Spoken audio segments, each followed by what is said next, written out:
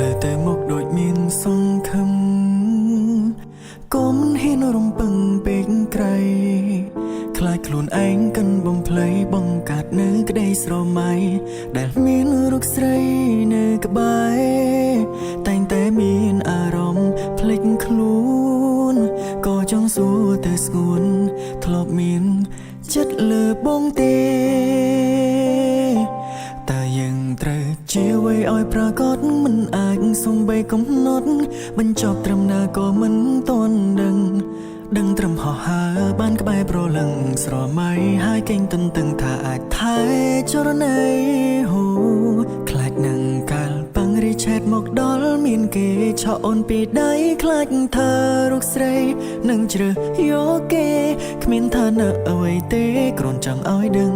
បងទុកមាសមេជាមនុស្សសំខាន់